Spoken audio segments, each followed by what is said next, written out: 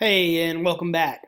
So, when I had just cut off on the last video, we were finishing up about Diana versus the Board of Education, and again, that was from the early '70s.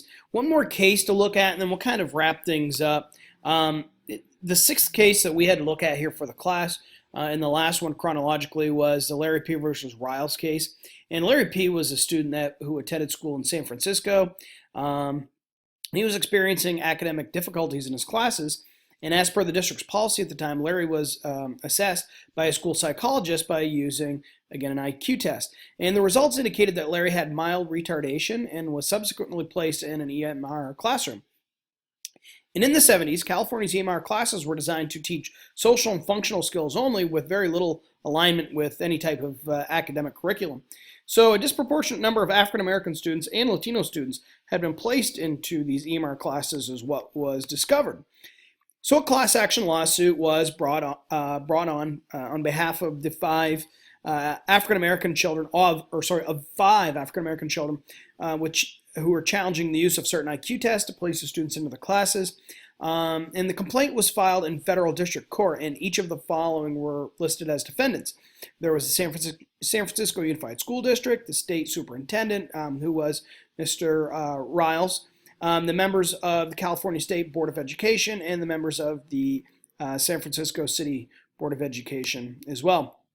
And in the end, the ruling was that the school district needed to monitor and eliminate disproportionate placement of minority students into special education classes, and it was also determined that the tests that were used were, again, in violation of the 14th Amendment, and that the defendants had failed to guarantee equal protection of the law. The judge wrote, quote, "The unjustified toleration of disproportionate enrollments of black children in EMR classes and the use of placement mechanisms, particularly the IQ test, that perpetuate those disproportions provide a sufficient base for relief under the California State Constitution."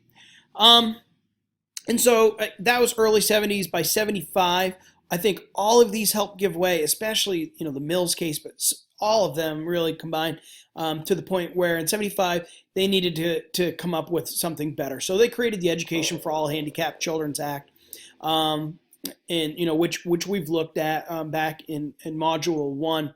And I think it's very important to note how far schools were ahead of the rest of society.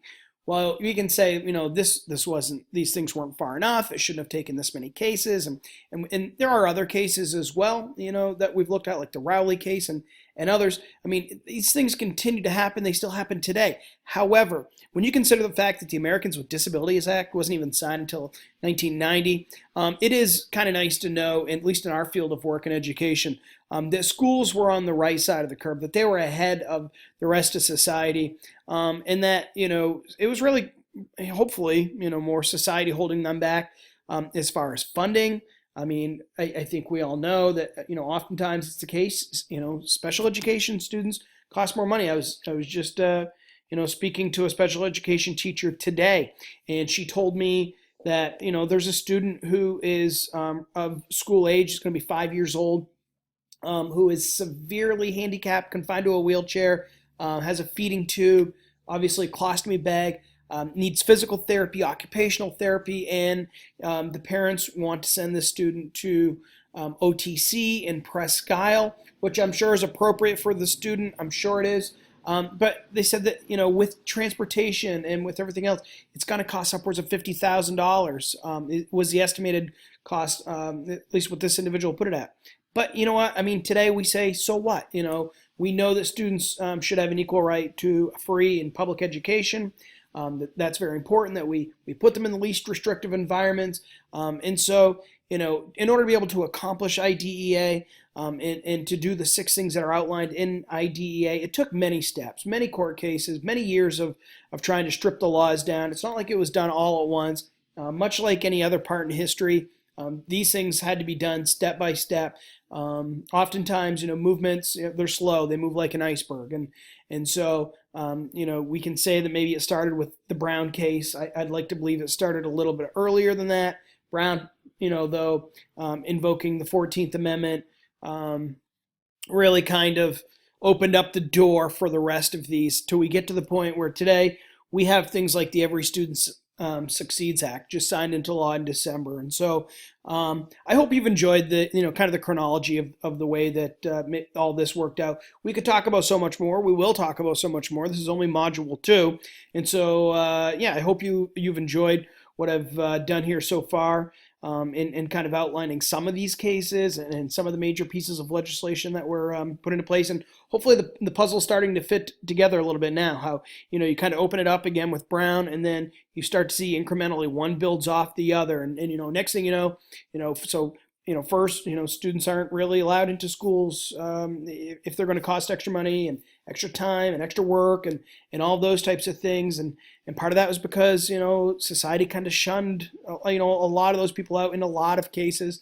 Whether it's Helen Keller or Rosemary Kennedy, we know of so many examples like this. But then, as time moves on, we know that now those students have a right to an education. And eventually, you see, well, they have a right to be put in a least restrictive environment. They can't be put off in a broom closet somewhere, and you've got to do the things that is required to try to get them to the point where they're receiving that appropriate education. So again, I hope you've enjoyed this. I'm sorry it's so long. I tried to talk fast. Apparently it just wasn't fast enough. Maybe it was just too long. I don't know. But I'm looking forward to your feedback. Thanks a lot.